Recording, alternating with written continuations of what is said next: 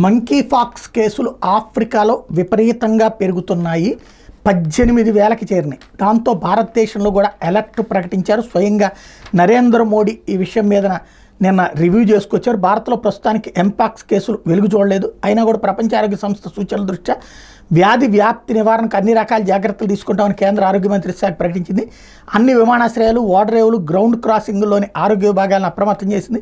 మరోవైపు ఎంపాక్స్ వ్యాప్తి పట్ల తీసుకోవాల్సిన జాగ్రత్త చర్యల మీద సంసిద్ధత మీద నరేంద్ర మోడీ స్వయంగా అక్కడ ఏదైతే ముఖ్య కార్యదర్శి డాక్టర్ ప్రమోద్ కుమార్ మిశ్రా ఆదివారం ఉన్నత స్థాయి సమీక్ష నిర్వహించారు. ప్రస్తుతం దేశంలో ఎంపాక్స్ కేసులు నమోదవలేదని, అదే సమయంలో మన నిపుణుల ప్రస్తుత అంచనా ప్రకారం దేశంలో మంకీపాక్స్ వ్యాప్తికి అవకాశాలు తక్కువగా ఉన్నట్టు తేలిందని చెప్పారు. వాస్తవంగా ఆఫ్రికా దేశాల్లో ఏడాది ఈ మంకీపాక్స్ వైరస్ సోకినటువంటి రోగుల సంఖ్య 18,737 అయితే ఒక్క వారంలోనే 1,200 కేసులు నమోదైనవి. ప్రాణాంతకమైన క్లాడ్ 1 వేరియంట్తో పాటు అన్ని రకాల వైరస్లతో కలిపి ఈ గణాంకాలు విడుదల చేసినట్టు చెప్పింది.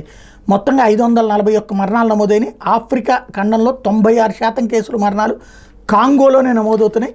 ఈ ఒక్క వారంలో 222 కేసులు నిర్ధారణ, 24 మంది మృత్యువాత పడ్డారు. 12 ఆఫ్రికా దేశాల్లో మంకీపాక్స్ కేసుల్ని గుర్తిస్తే మరణాల రేటు 2.89% ఉంది.